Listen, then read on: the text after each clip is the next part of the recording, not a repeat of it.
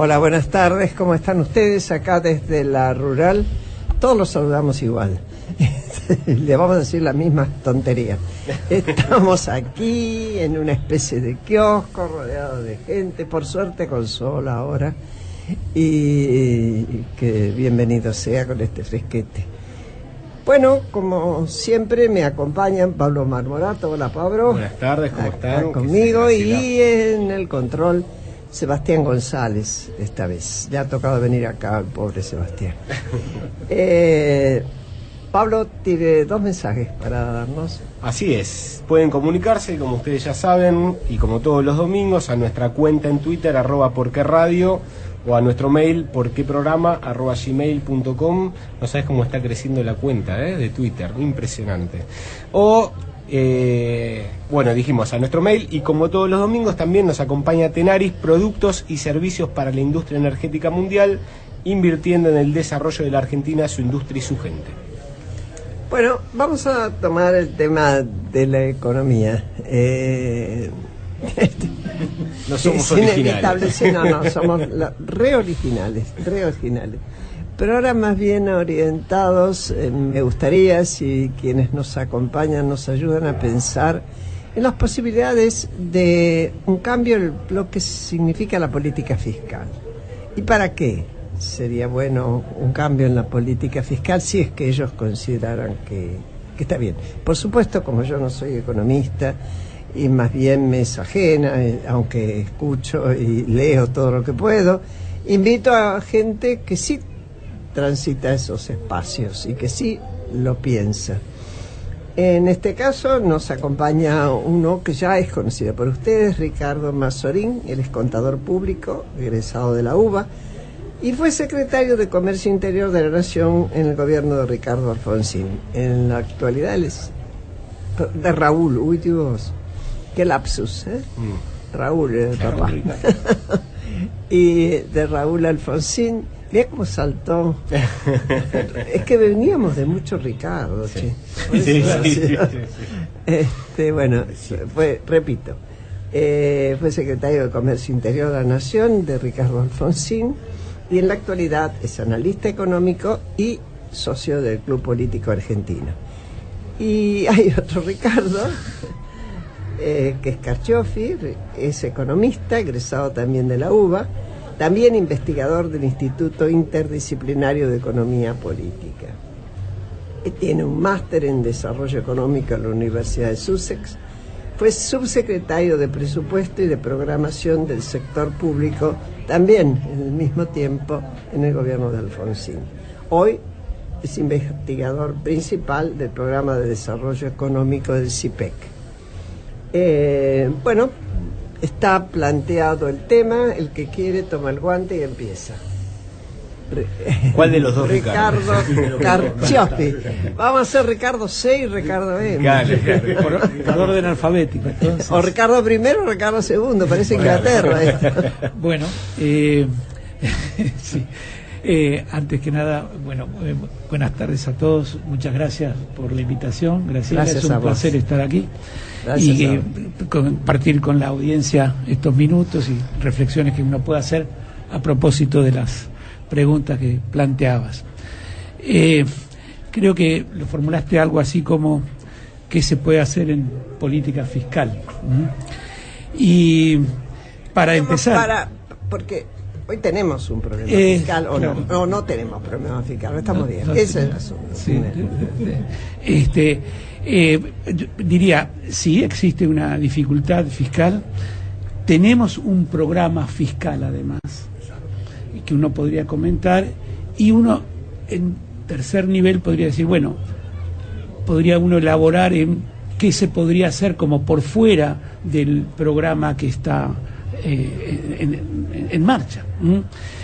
Bien, ¿por qué tenemos un problema fiscal? Primera cuestión. Bueno, tenemos un problema fiscal porque las dimensiones del sector público se han ido por fuera de las posibilidades de financiamiento. Y para no remontarnos tan atrás en la historia, bueno, si nos ubicamos a tipo 2015, el déficit, el desequilibrio del sector público había que remontarse varios años atrás, muchos años atrás, para encontrar un desequilibrio de esa magnitud, y con dos características: que había crecido enormemente el gasto público y la tributación, o sea, se lo financiaba pero con dificultad y aún así no alcanzaba. El otro dato importante es que a ese sector público le faltaba financiamiento, en parte por las políticas que había venido siguiendo el anterior gobierno. En consecuencia se usaron todos los recursos posibles. Digamos, un financiamiento genuino. Claro, le faltaba financiamiento, le faltaba acceso al mercado de capitales, por un lado. Se usaba un poquito las fuentes internas, mucho la inflación, y un problema que hoy aparece como disimulado técnicamente cuando uno lee los artículos y demás.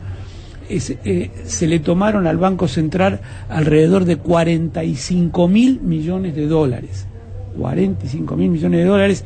Esto estamos hablando 7-8 puntos del PBI. A ver, Ricardo, una pregunta. Sí. El Banco Central se habla de la autonomía del Banco Central. Sin embargo, se saqueaba. Se lo vació. Lo vació prácticamente, ¿no? Es decir, que de autonomía poca. Sí. Perdón, eso quería marcar. Sí, y ubiquémoslo, entonces, frente a la angustia por la obtención de financiamiento, toda fuente será válida: la inflación, recurrir a las reservas del Banco Central. Y si nos remontamos un poco atrás, se acordará la audiencia también de los préstamos de Venezuela, de los bonos de Venezuela, etcétera. Bien, y en el contexto de un aumento tan importante del gasto público, como 10-12 puntos del gasto público que subieron. Entonces, ¿compuesto por qué, básicamente? Bueno, eso crece en todos los... nosotros tenemos acá provincias y el Estado Nacional. En el Estado Nacional, el principal factor de crecimiento fue el sistema previsional. Ese fue el sistema. Más que el empleo público. El empleo público también, pero si uno debiera ubicar un factor, es ese, que en parte tiene que ver, ¿se acuerdan ustedes?, con la moratoria previsional y la incorporación de casi 3 millones de personas que no habían contribuido, gran parte no habían contribuido, y entonces este punto es el que yo quisiera enfatizar. Uno después podría ir más a los detalles. Uno va adquiriendo de esta manera un conjunto de rigideces, en este caso por el lado del gasto, porque hoy en día... Porque nadie lo puede tocar después. Y porque eso hay derechos adquiridos ahí, claro. Hay niveles de prestaciones que uno tiene que atender, etcétera. Y después tenemos factores de crecimiento también en las provincias que, bueno, ahí sí, más el empleo público que otra cosa. Entonces, este es el punto de partida. Bueno, lo dejamos ahora que nos acompañe también el otro Ricardo, Mazorín. Bueno, buenas tardes, muchas gracias por la invitación. Está bien. No, completando lo que dice el primer Ricardo, el otro factor fueron los enormes subsidios económicos, que alcanzaron durante el gobierno anterior casi 4 puntos y pico del producto. Si uno suma los subsidios más la rigidez del sistema previsional, bueno, prácticamente el gasto público era infinanciable, a pesar de que los recursos crecieron enormemente.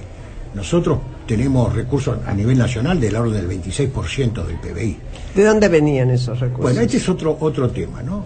Alrededor del 5% del producto son impuestos a la renta, pero el resto son impuestos indirectos, y muchos que tienen un carácter muy distorsivo desde el punto de vista de los incentivos económicos. Por ejemplo, el IVA, las contribuciones, ¿no? Que entre el IVA y las contribuciones tenemos, corregime Ricardo, 14-15 puntos del producto, ¿no? Contra 5 de impuesto a la renta. Con lo cual, encima de eso tenemos una fuerte presión tributaria y que tiene características regresivas, ¿no? Entre otras cosas. Pero ese es otro tema de discusión. A lo cual yo digo que la última reforma tributaria le agregó algunos problemas, porque reduce de alguna manera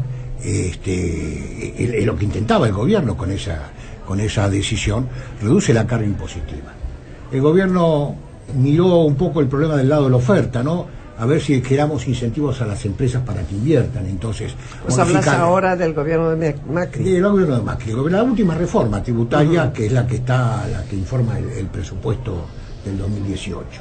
Más alguna reforma en el sistema de contribuciones, al sistema previsional, estableció un mínimo. Todo eso ha empeorado. Por eso hay alguna discusión con el fondo alrededor de si postergan o no postergan la aplicación de la reforma tributaria para generar más recursos. Bueno, está también el tema de la retención, a la que estamos acá en la rural, sí, es un problema, ¿no? Ya vamos a llegar. Pero bueno, entonces, como decía Ricardo, el gasto tiene una enorme rigidez.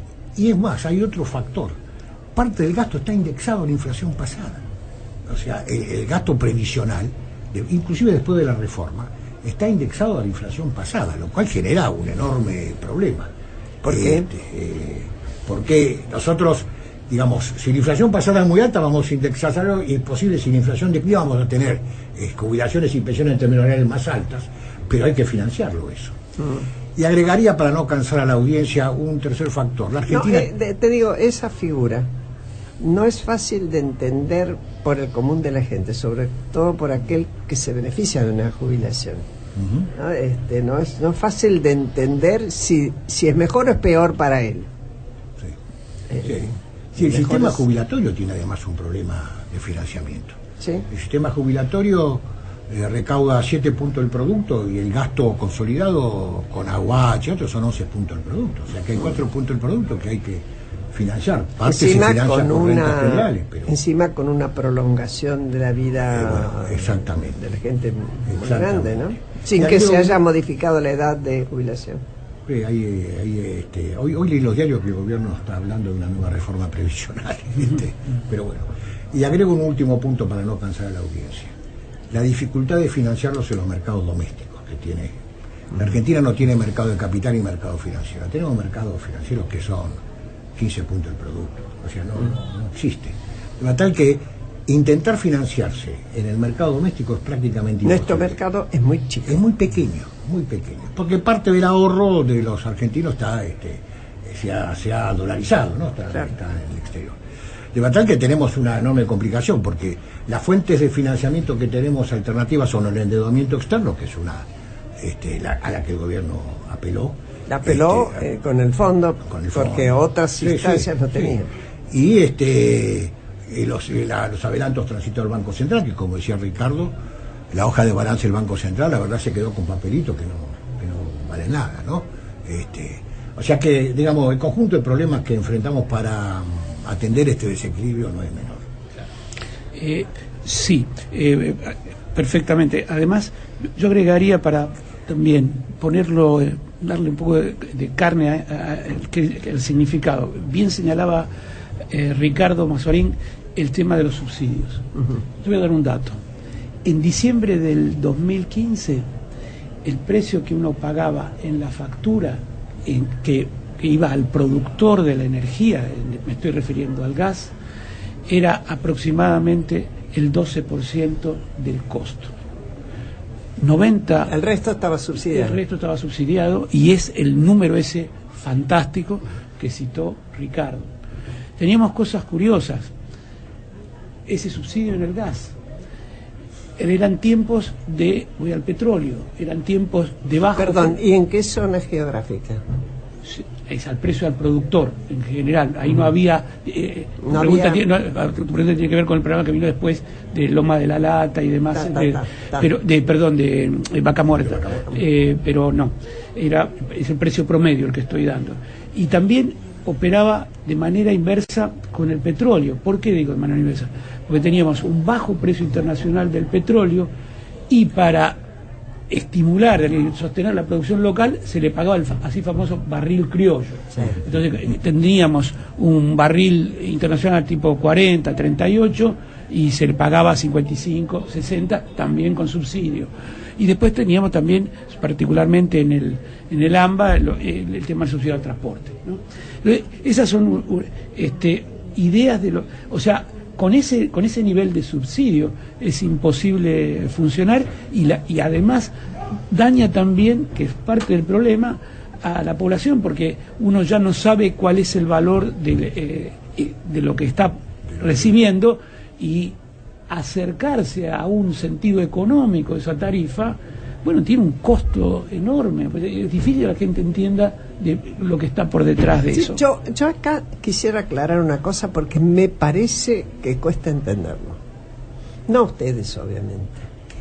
Cuando uno está hablando del subsidio, el Estado subsidiando, el Estado no es una empresa que produzca su propio dinero, sus ganancias. El dinero del Estado, ¿de dónde viene? Los impuestos. De los impuestos que pagamos todos, desde el primero hasta el último, el que compra un kilo de pan hasta el que se compra el auto de alta gama. Y ahora, subsidiar a sectores supone usar los impuestos de todos. Claro, claro. Que esto cuesta entenderlo, porque tenemos tendencia, me parece a mí, corríjanme si no lo creen, a una cuestión estatista. Nos parece bien que el Estado intervenga, pero cuando el Estado interviene, está interviniendo con nuestro dinero.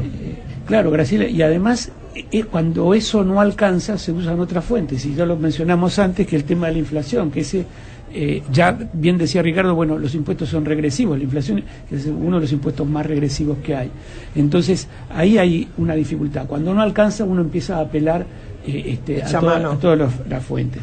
Y el otro punto que para terminar sobre el tema de jubilatorio, es otra dificultad, que el sistema no se autofinancia. O sea, para financiarlo tenemos que poner recursos de rentas generales. ¿Claro? ¿Por qué no se autofinancia? Y bueno, porque tenemos una tasa de, digamos, la relación que hay entre activos y pasivos es suficiente, y en segundo lugar, porque bueno, hemos incorporado mucha gente que no tienen una historia de aporte, entonces eso hay que financiarlo utilizando otro tipo de fuentes que viene de las rentas generales. Entonces tenemos un sistema de distribución, se llama técnicamente además, de reparto, por lo menos, pero no reparte tanto. Perdón, Ricardo, hace un tiempo, yo no sé ahora, hacía falta 2 trabajadores en blanco y medio para sostener un jubilado. Yo no sé cuánto hace falta hoy con nuestro sistema, pero con tanto trabajo en negro como hay, donde no hay aportes, claro. Todo se torna más difícil, me parece. Así es. Yo les quería preguntar, una de las caras de la moneda de este plan acordado con el FMI es una política de metas hacia, digamos, el recorte del déficit fiscal. Otra de las caras uno podría pensar es, digamos, cómo crecemos, cómo crece el país, cuál es la política productiva que podría, digamos, aplicarse. Parece como un desfiladero muy estrecho entre cuál es la posibilidad, digamos, de achicar el déficit e impulsar una política productiva que a la vez, ya que estamos hablando de impuestos, permitiría también al Estado recuperar, entre otras cuestiones, vía impuestos, ¿no?, de este crecimiento del sector privado, por ejemplo. ¿Cómo lo ven? No, yo diría varias cosas. Primero, difícil que una economía como esta pueda crecer con los desequilibrios que tenemos. Esto es lo primero, digo. Yo escucho muchas veces en la radio, en la televisión, algunos que proponen políticas de expansión de tipo keynesiana, una economía que tiene poco espacio fiscal para hacer política contracíclica, no tiene nada de espacio fiscal. Entonces, si nosotros tenemos déficit primario de 4 o 5 puntos del producto, y nos cuesta financiarlo, y tenemos una presión tributaria como la que tenemos, entonces estamos en dificultades. Algo tenemos que hacer para que ese desequilibrio. Y ese no es el único desequilibrio que tenemos. Porque tenemos el desequilibrio de la cuenta corriente del balance de pagos, que tenemos 4,5 o 5 puntos del producto, que no tenemos cómo financiarlo si no recurrimos a los mercados de deuda. ¿Producto de qué? Mercados de deuda es ir a pedir plata afuera, sí, o como pedimos ahora al dólares, Fondo Monetario. porque necesitamos dólares. Siempre, claro. En una economía que no genera los dólares. ¿Por qué? Porque en parte las políticas, en este gobierno ocurrió, y también en el gobierno anterior, la política antiinflacionaria se ha basado en el tipo de cambio nominal, en anclar ese tipo de cambio, ¿correcto? Y bueno, lo que ha ocurrido finalmente es que ese tipo de cambio se atrasa y terminamos con un déficit de cuenta corriente del balance de pago. Entonces me parece que es difícil tener una estrategia de crecimiento o una política de crecimiento si esos desequilibrios no se corrigen, digamos. Cualquier intento de crecer como estamos hoy, el producto requiere un aumento de las importaciones y tenemos que financiar ese aumento. ¿Por qué? Porque nosotros tenemos... ¿Por qué requiere? Requiere porque tenemos un sistema industrial que requiere mucho de bienes de capital e insumos intermedios del exterior, porque es un sistema industrial que ha sufrido... Es ahí donde se fabrican. Sí. Entonces es muy difícil que el Producto Bruto Industrial crezca sin acceso al comercio. Y eso está limitado. En momentos de crisis como el ajuste viene por ese lado. Es decir, uno lo que hace típicamente, como los viejos regímenes de tipo de cambio fijo, devalúa la moneda, ¿correcto? Eso corrige el balance comercial, cae el nivel de actividad porque cae el ingreso real, contrae las importaciones, no porque las exportaciones vayan a crecer al otro día, eso de no. todas maneras, a quien exporta no le viene mal. No, pero no es que en el corto plazo el que exporta va a exportar más. No. En el corto plazo, por lo menos, es lo que hemos aprendido nosotros, que en el corto plazo lo que hay es una contracción del nivel de actividad y obviamente caen las importaciones y ajusta ahí.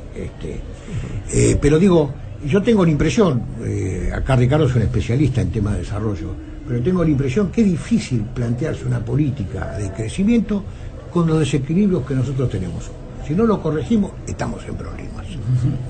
Ha sido nombrado alevosamente, Ricardo. Tomo el guante. Me parece el primer punto que señalaba Ricardo es fundamental. Cuando la economía tiene el tipo de desequilibrios que asistimos nosotros, es muy difícil, porque todas las políticas de crecimiento, que después quiero hacer alguna consideración sobre eso, que tienen matices sectoriales. Uno piensa en la pesca, piensa en la madera, piensa en esto, son regímenes especiales y ahí hay que calibrar elementos que son más de sintonía fina. Pero ¿cómo uno va a calibrar la sintonía fina si lo que falla es el marco general? Este es el problema. Entonces, cuando nos pasa lo que nos pasa, eso domina toda la escena. Está toda la casa desacomodada y es imposible empezar a pensar en términos de política de tipo sectorial. Ahora bien, estos procesos tienen alguna pista de por dónde, digamos. Sí, porque si no es como para abrirse las venas. No, tienen alguna pista. Y la pista es el mismo proceso de corrección. El tipo de cambio real es fundamental. Nosotros necesitamos operar con un tipo de cambio real que represente un estímulo a la actividad exportadora en general. Entonces uno piensa que por allí va a ir la respuesta, o sea, porque lo necesitamos. Hoy hay un artículo de Pablo Berchunov, donde A su libro ahora te lo comento. Sí, dale. Pero entonces, ciertamente, o sea, el desequilibrio que hay, tanto comercial como en toda la cuenta corriente, es muy grande. Y de eso hay que salir exportando. La economía se ha hecho más abierta, es decir, el sector industrial tiene áreas donde, por ejemplo, el sector automotriz, si vos mirás, las terminales son exportadores netas, pero el complejo automotriz es importador neto, claro, en términos de partes y todo eso. Y nos pasa mucho, e inclusive en esta casa, sector agropecuario, agroexportador, la agroindustria, sí, claro, es exportadora neta, pero importa también muchos insumos. Sí. Entonces, no hay más que oír quejar a todos que empiezan a decir la semilla es más cara y la traemos de afuera. Claro. Bueno, un insumo que es el gasoil, por ejemplo, todo eso viene de importación. Y perdón, Ricardo, en ese sentido, un esquema de tipos de cambios diferenciados podría funcionar. Bueno, te metes en camisas de 11 varas. Ahí te van a tapar la boca, Pablo. Yo pregunto. Bueno, cuando digamos nos aleja un poco porque hay que discutir en qué situaciones, digamos, porque en realidad tipo de cambios diferenciales, en el caso nuestro es un tipo de cambio dual, es decir, tenés un régimen para el comercio y otro para las transacciones financieras. Y hay una cuestión. Cuidado, el comercio de bienes, ya no me meto con servicio de bienes, tiene, último dato 2017, tiene un déficit de 8.000 millones de dólares. Entonces, yo te pongo un tipo de cambio único para los bienes, está perfecto, el financiero va por otro lado, tiene toda una serie de ventajas eso, pero la pregunta es quién pone los 8.000 millones de dólares que le faltan. Y ahí empieza todo el tema del Banco Central. Y ¿dónde se va a buscar eso? Pero quiero tomar el punto, cerrar con el punto que vos me hiciste. Bueno, y las políticas de desarrollo productivo. Estas políticas de desarrollo productivo no solo existen en la Argentina y son bastante menos visibles, pero existen, yo diría, de forma allí como que no son claramente detectables, porque muchas de estas tienen regímenes especiales de tipo tributario, donde hay incentivos para eso. Por ejemplo, en este año se vence, vence en este año la ley de promoción del bosque nativo. La ley de promoción, del bosque implantado. Esa ley es la que está en el eslabón primario de todo lo que es la industria de la madera. Claro. Cuando digo madera, papel, todo ese tipo de cuestiones. Bueno, lo que hizo Noruega. Exacto. O lo que hizo Uruguay para no irnos tan lejos. Para lo que hizo Uruguay para no irnos tan lejos. Entonces, bueno, y esa, si ustedes van al presupuesto, van a ver que hay una planilla que se llama Ley de Gastos Tributarios, donde se ven las platitas que uno pone para cada una de estas actividades. Después, claro, hay que darles un marco y no pueden funcionar con tasas de interés como la que estamos, ni pueden funcionar con un tipo de cambio como bajísimo como el que decía antes Ricardo. Pero pero sin el marco general, nada es efectivo. Sí, Ricardo. No, yo, además de este es un problema esto de los Ricardo. Sí, es un problema. Me voy a confundir yo. No importa, yo lo voy a decir, vamos a terminar hablando como sí. Ricardo Carciolo. Aparte de estar de acuerdo con lo que dice Ricardo, hay un tema que él tocó, que es sostener un tipo de cambio real alto, ¿no? Real alto significa salarios en dólares bajos, que nos hace competitivos con el exterior. Siendo que el factor trabajo es el más intenso, digamos, ¿no?, de todos los factores de la producción. Ahora, esto tiene un problema en la Argentina, vos me has escuchado, es lo que decía el viejo profesor Olivera, ¿no? Tenemos dos tipos de cambio, uno de equilibrio económico, otro de equilibrio social. Bueno, el de equilibrio económico no es el de equilibrio social. Y eso nos lleva al viejo tema del conflicto distributivo, que no hemos sabido o no hemos podido, no hemos querido administrar y arbitrar, ¿no? Porque esto no implica que el salario real caiga a largo plazo. Esto es lo que implica que buscamos un tipo de cambio que nos haga competitivos respecto al resto del mundo. Sin embargo, esto ha despertado muy fuertes resistencias históricamente, ¿no? Y es ¿por qué será eso? ¿Por qué será? ¿Es parte de nuestra naturaleza, nuestro imaginario? No, en parte porque tenemos un problema en la economía argentina, él no lo ha nombrado, pero está implícito. La economía tiene una baja productividad. Esta es una economía de baja productividad. Y baja competitividad también. Entonces, digamos, tenemos un problema. Una economía de baja productividad no puede pagar salarios como los que demanda el sector trabajador, que es legítimo que lo demande. El problema es que la economía no los puede pagar. ¿No?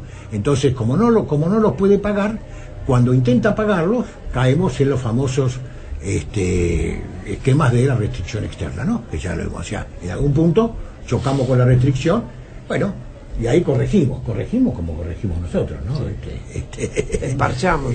Y claro, sí, y entonces aumentan las tasas de desempleo, ya lo hemos visto. Nosotros somos una economía muy volátil y altamente vulnerable, ¿no? Entre los subsidios que se dan, que son de todo tipo, también está a empresarios que no siempre son productivos para el país. El caso de Tierra del Fuego es uno de ellos, ¿no? Me parece.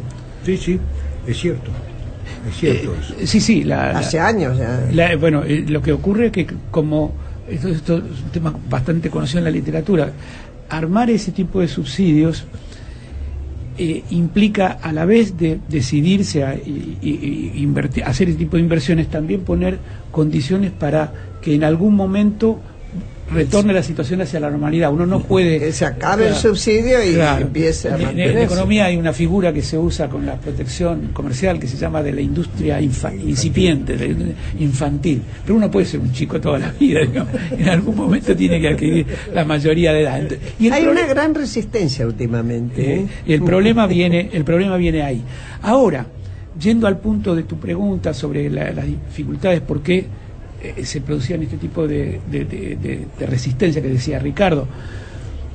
Me voy a hacer referencia a un programa anterior, que lo escuché y me pareció muy bueno, además, de acá, tuyo, donde se hablaba del tema de inserción internacional. Me acuerdo que trajiste a una persona del sector empresario, del CEL, que hablaba del tema del CEL. Nosotros tenemos una dificultad con la inserción internacional, ¿tá? Entonces, por ejemplo, ¿a qué me voy a referir? El gobierno, el presidente Macri, desde el primer día replanteó la necesidad de reinsertarse internacionalmente. Él habló, en principio, como se hablaba en otras áreas de la economía, de volver a la normalidad. También volver a... porque no era solamente la normalidad. La verdad que muy normales nunca fuimos. No, pero él decía volver a recuperarse. Porque hablaba en particular ahí de la cuestión financiera, donde teníamos todos los litigios y demás. Pero en el problema, yo me quiero referir al problema comercial. El hecho de que nosotros de repente, ¿te acuerdas? Una de las datos del punto de partida al comienzo del gobierno era que teníamos controlado el comercio de importaciones con una serie de restricciones, al punto tal que nos habían llevado a paneles de la OMC, nos llevaron a juicio, digamos, en particular con la Unión Europea. Bueno, el hecho que de repente cambio de gobierno, y Argentina dice, no, esto no puede ser, tenemos que volver a la normalidad, pero el mundo no te está esperando. No. O sea, qué bueno que ustedes hayan decidido volver a la normalidad. Pero es más, pero está bien, pero no van a parar para aplaudirte. Y no van a parar y no van a hacerte ningún favor para conseguir los mercados que te perdiste, todo ese tipo de cuestiones. Entonces, es más, vas a tener que competir con otros que ya crecieron y hicieron sus deberes. Parte de este problema, el presidente Macri habla del tema de pasar de granero del mundo a supermercado del mundo. Hay una pequeña diferencia. En términos económicos significa dejar de vender commodities para pasar a vender muchos de estos productos que vemos acá de alimentos envasados. El problema es que en el comercio internacional ambas dos cuestiones pasan por canales muy diferentes. Mientras que no hay muchos obstáculos para el tema de commodities, sí hay una enorme cantidad de obstáculos para lo que porque hay defensas. Porque hay defensas comerciales. Y hay un dato que quisiera puntualizar. Mientras que en manufactura, en todo lo que es la manufactura, en la industria, a nivel multilateral, en el marco primero del GATT y después de la Organización Internacional del Comercio, se lograron bajar mucho los aranceles. Hoy los aranceles de productos manufacturados son prácticamente inexistentes. En agricultura no hubo un acuerdo equivalente, porque hay una serie de dificultades. A nivel internacional, alimentos es un tema que se rige por pautas muy diferentes. ¿Y qué pasa? Entonces, ganar ese tipo de acceso, insertarnos mejor internacionalmente, pasar a otra estrategia y nivel exportador, requiere una serie de... Fíjense el caso, e inclusive lo que le pasa al gobierno con el acuerdo con la Unión Europea. Partió, si ustedes van a los diarios, bueno, parecía que el acuerdo argentino lo quería firmar a los 15 días. Bueno, estamos igual, porque no es fácil mover eso, es una negociación que data de 1998, que viene, entonces quiere decir que algo hay. ¿Puede favorecer en algún sentido, lo ignoro, lo pregunto por ignorancia, este feroz ataque de Trump a Europa, este desafío permanente, crea algún espacio por vacío para la Argentina o crearía? Yo no lo tengo claro, honestamente. Es una guerra comercial incipiente, todavía no sabemos las consecuencias. Lo que yo sí tengo claro es que a los mercados que nosotros queremos acceder, donde somos competitivos, obviamente, los mercados agropecuarios, ahí tenemos problemas de acceso. Ahí hay defensas, por ejemplo, en la Unión Europea. No. Es decir, uno puede sentarse y discutir muchas cosas, pero cuando llega el momento de, me abren los mercados, ahí... Yo no sé si la guerra comercial que ha iniciado Trump nos va a favorecer o no. La verdad, lo ignoro. No tengo tanta información como para evaluarlo, ¿no? Claro. ¿Ibas a decir algo, Ricardo? Sí, dos cuestiones. Ahí tenemos una cuestión de muy corto plazo que creo que hay que seguirla todos los días, que es la soja. La soja sí es cierto. Claro, China le puso 25% de arancel a la soja proveniente de Estados Unidos. Que aclaremos, es el primer productor. ¿Cómo? Es el primer productor. Claro. Sí, Estados Unidos la primera fuente de abastecimiento para China, de ahí. ¿Qué es lo que está pasando? Está ocurriendo, cayó la soja en Chicago. La pregunta que nos tenemos que hacer, y tomo un solo producto, es ¿qué le va a pasar a la soja proveniente de la Argentina? Bueno, ya la nuestra ya salió, pero que uno mira para adelante. ¿Qué es lo que está ocurriendo? La soja en Chicago cayó. ¿Pero por qué? Porque Estados Unidos no puede exportar. Ahora, la demanda de China sigue. Claro. Lo que uno debiera prever es que eso va a comenzar a circular por otros canales y China va, más allá de que pueda sustituir a algo, pero va a llegar finalmente a China. ¿Qué es lo que sabemos hoy, en este momento que hablamos? La soja proveniente de Brasil subió de precio, o sea, cayó un poco, pero no cayó tanto como cae en Estados Unidos. Eso quiere decir que Brasil... Pero, ¿y eso es por no, que está usando... ese canal. Está llegando, claro. La alternativa, digamos. Y noticia de estos días en los diarios, vamos a importar soja para abastecer, pero esto por un problema de la sequía nuestra, entonces tenemos que abastecer a la industria aceitera importando soja. Entonces, uno podría pensar de que, bueno, en este producto en particular, lo que no venda a Estados Unidos va a la larga a circular y quizás nos beneficie y no caiga tanto los precios, que esto esté pasando para Chicago, pero no para Rosario, digamos. Ahora, el otro punto más complicado es que ha sido la discusión de este fin de semana. Bueno, están acá reunidos a pocos kilómetros de acá, en el G20. Exacto. Si toda esta movida de Estados Unidos, de Trump, diría yo, termina, digamos, afectando al sistema de comercio internacional. Claro. Al sistema ya lo ha afectado, o sea, todas estas cosas que vemos, hay una frase muy interesante, cuando ustedes se acuerdan que hicieron la reunión del G7 en Canadá, ¿se acuerdan? Sí. Bueno, allí, en los días previos, Trump le había puesto restricciones a los canadienses por acero, aluminio y algunos productos agrícolas. Eso dentro del NAFTA. Sí. Eso dentro del acuerdo al NAFTA. Pero interesante el argumento por el cual se lo puso, que es relaciones de seguridad nacional. Y el primer ministro de Canadá dice, a nosotros nos resulta llamativo que nos apliquen una medida de seguridad nacional cuando hemos combatido juntos en las playas de Normandía, exactamente, en todos los frentes, a nosotros por seguridad nacional. Entonces, ¿quiénes son los amigos y los aliados? No, es más, Canadá tiene un ejército chico, porque ¿para qué quiere uno grande si su gran frontera es con Estados Unidos? Pero entonces, si eso juega con que además de aliado, es vecino. Bueno, entonces hay temores de eso y... mi sensación es un debate que está en curso, que hay intentos de varios países de control de daños, y al que uno no menor interesado en ese control de daños es China.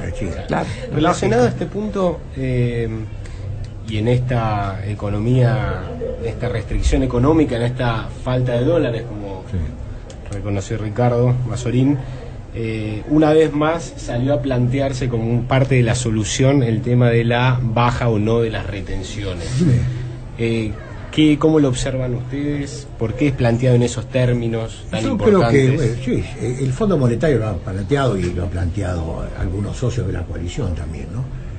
Pero básicamente tiene que ver con el problema del ajuste fiscal. Acá lo que le dicen es, si tenés que hacer un ajuste fiscal, tenés que bajar... ¿Dónde lo vas a hacer? 1.4 para el año que viene desde el PIB del gasto. ¿Por qué resignar fuentes de ingresos? Después de haber devaluado como devaluado, o sea, con este tipo de cambio, la verdad que uno debería pensar que la rentabilidad del sector agropecuario ha mejorado. Por lo cual, esta idea de que había que bajar las retenciones en medio punto, porque hoy son del 26 y pico las retenciones, me parece que tiene racionalidad. Dice, bueno, en un momento que vos tenés que bajar el gasto y tenés que hacer un esfuerzo fiscal difícil, además, difícil políticamente, entre otras cosas, porque hay que acordarlo, ¿no? ¿Por qué le vas a bajar al que tiene? Exactamente, ¿no? Yo creo que ahí la racionalidad es esa, básicamente, ¿no? Atender a una cuestión fiscal más que sectorial, porque no estamos perjudicando, esa es la idea, a la rentabilidad del sector agropecuario. Lo mismo ocurre con esta idea de por qué bajar las contribuciones, poner el mínimo imponible, por qué no postergar esa aplicación, por qué estamos en una situación que necesitamos recursos para financiar el gasto. Entonces me parece que esa es la racionalidad. Lo que se esconde no es que si tenemos que no aplicar retenciones, esa es otra discusión. De todas maneras yo diría que las retenciones son menos regresivas aplicarlas que los impuestos indirectos. O sea, yo, llegado un momento aplico retenciones. Y las retenciones, puedo decir algo para desviarme un poco, Sí. satisfacer mi apetito político. No tiene que ver con las ideologías. Kirchner aplicó retenciones cuando devaluó su plan de estabilización. Y con el tipo de cambio aplicó retenciones, ¿no? Sí, seguramente la sociedad rural dijo de todo, los epítetos volaron, lo cual es lógico.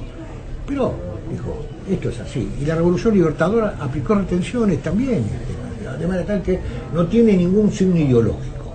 Creo que en este caso, digo lo mismo, el gobierno debería, más allá de la promesa. Es un tema de cómo solucionás un problema. Exacto, más allá de la promesa que el propio gobierno. Claro, ahí está la otra cuestión, ¿no? La palabra. La palabra Pero presidencial, ¿no? como decía bastante bien la vez pasada nuestro común amigo Guillermo Rosenburser, también hizo otras promesas.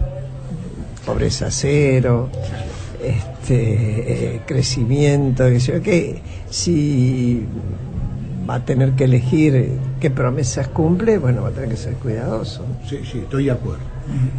Quiero agregar algo a lo que se estaba discutiendo respecto a esta guerra comercial, ¿no? Lo que sí yo no veo, y espero no equivocarme, es un proceso parecido al de la década del 30, ¿no? Donde la guerra comercial llevó a los proteccionismos, a los nacionalismos, ¿no? No digo que no haya esto, ¿no? Hoy uno lee los diarios, Italia aplaude ¿cómo se llama? A Trump, ¿no? Pero me parece que no va a llegar, porque lo que sí creo que va a haber... Puedo decir que la sangre no llega al río. No creo, pero va a haber un realineamiento, eso sí, del comercio. Es posible que haya algunas redefiniciones, ¿no? La idea de China acordando con la Unión Europea, ¿no? O sea, un nuevo marco posiblemente. Sí, es un crimen cómo desaprovechamos nosotros la posibilidad del Mercosur, ¿no? De un Mercosur unido. Este sería el momento ideal de que estuviéramos produciendo políticas en común en este sentido. Sí, ahí lo que me parece que tenemos un problema en el Mercosur, que no hay ningún liderazgo en el Mercosur. No hay. La Unión Europea se construyó sobre un eje, que es, además de la Había dos presencia tipos norteamericana, ahí. ¿no? Claro. El eje franco-alemán. Acá, uno pensaba que la economía brasileña podría haber liderado En este su proceso comienzo de- hubo dos líderes. pero ¿No? Alfonsini. entonces me parece que, digamos, los socios del Mercosur, ninguno lidera el proceso de integración, ¿no? Es más, yo cuando Fernando Enrique Cardoso presidía, que estuve con él en ese momento y estábamos, todavía existía el FREPAS y todo esto, a darle institucionalidad al Mercosur, francamente decían, no, Graciela, nosotros no, acá no podemos, no tenemos capacidad de ponerle un sostén institucional. Y si no la veía, el líder del país más rico, más poderoso que en sí mismo, por una cuestión de extensión y de densidad de habitantes y de riqueza y todo, no se ponía en la cabeza como si se puso Alemania, era muy difícil, ¿no? Sí. Es cierto. Sí. Bueno, dos comentarios acerca del Mercosur. El primero es que ubicarlo en perspectiva histórica, digamos, ¿no? O sea, yo creo que ha sido, digamos, fue una solución estratégica que en su momento fue muy lúcida, y con eso comenzó con los acuerdos de Alfonsín y Sarney, porque si nos remontamos atrás en el tiempo, ahí había un tema de competencia entre los países que hubiera sido muy perjudicial. O sea que, insisto, la decisión estratégica fue buena. A la hora de armar el acuerdo comercial, que es montar una sola de libre comercio, hay una serie de problemas. Y tú decías muy bien, los socios tienen una dificultad del Mercosur para salir hacia afuera. Es que los socios del Mercosur comparten desde el punto de vista de su inserción internacional, son todos agroexportadores. Claro. Y les aplica a todos el mismo problema que estábamos comentando antes. No es trivial. Y en industria bueno, sí, hay un mercado interno muy importante y demás, pero después a la hora de empezar a competir con esa industria a Mercosur a nivel internacional es otro un partido de otra liga, digamos. Pero ciertamente, insisto con el elemento común, somos todos agroexportadores. Da pie para coordinar políticas, todos le exportamos a China, Argentina, Brasil, Uruguay, Brasil es el primer exportador, etcétera, pero bueno, ¿cómo hacemos? Sí, Ricardo. Sí, no, yo estoy de acuerdo con eso, y lo cierto es que Brasil además sufrió una transformación, se convirtió en una economía agroexportadora entre fines de la década del 80 y la década del 90, ¿no? Así es. Es más, en algunos casos nos superó, Sí. Sí, sí. nos reemplazó en algunos mercados, como el mercado de la carne, y es el segundo productor de soja del mundo, ¿no? Que creo que nosotros ahora recién estamos recuperando. empezando a recuperar, ¿no? Correcto. O sea que también ahí hubo una transformación producto de las políticas que se siguieron en la década del 90, ¿no? Se debilitó el sector industrial, porque esa era la idea, ¿no? Era un Brasil que lideraba el desarrollo industrial, y entonces y la verdad que el único intercambio industrial que funciona, el único, que es un acuerdo de la industria automotriz, ¿no? ¿El qué? Es la industria automotriz, sí. donde ahí se da la presencia de compañías multinacionales que operan en todo el mundo, por lo cual los actores, ¿no? Son centrales en este tipo de acuerdos. Entonces me parece que fincar solamente en el Mercosur nuestras posibilidades de desarrollo del comercio, No, yo jamás hubiera dicho que únicamente no.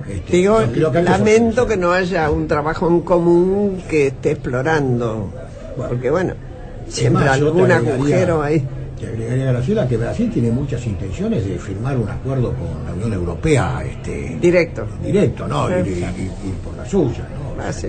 Tenemos ahí dificultades, y no se avanzó mucho en las últimas décadas. No, al En la contrario, última- incluso hubo elecciones para Sur y todo lo demás, y la verdad que era... y yo creo hoy que- le preguntás a cualquiera que es el Parla Sí, Sur, no tiene idea. y después sumó un problema de que ahora más o menos está contenido como Mercosur, que fue la incorporación de Venezuela. Ahí. Y la incorporación de Venezuela, nosotros teníamos un problema en el Mercosur con la agenda económico-comercial. La incorporación de Venezuela le agregó un problema de gobernabilidad al Mercosur, que no lo tenía hasta ese momento. Exacto, peor. Y de resolver eso fue otra cuestión. De todas maneras, yo creo que la Argentina tiene que explorar, obviamente, con quién se relaciona. Pero como dijo el colega Andrés López en el Club Político Argentino, la Argentina es un país pequeño, es un actor pequeño en el comercio, por lo cual, como decía él, yo estoy bastante de acuerdo. Lo que le conviene son los acuerdos multilaterales. La idea de acuerdos bilaterales puede ser que algunos, pero es un país muy pequeño, no es un jugador importante. Bueno, esta es una de las cuestiones que vamos a tener que digerir, sí o sí, porque la mayoría creía que éramos ricos. Vamos, ¿cuánto tiempo nos la pasamos creyendo que éramos ricos? Y grandes y poderosos, ¿no? Bueno, yo les agradezco muchísimo a Ricardo Carchiofi y a Ricardo Mazzorín que hayan estado con nosotros hoy hablando de la situación, que no es cómoda, no es simpática, pero es realista, que tal vez lo que más necesitemos es plantarnos con los pies en la tierra y en la realidad y no desesperar, porque y abandonar sueños de grandeza que no nos ayudaron a ser grandes, vamos. Por otra parte, yo les deseo a todos ustedes que sigan pasando una muy buena tarde, el calorcito del hogar y con la radio. No se vayan, no cambien el dial. Ustedes saben que sigue La Otra Mirada con Gustavo Mura, que ya está alistando los motores para entrar. Así que hasta el domingo próximo, que la pasen muy bien.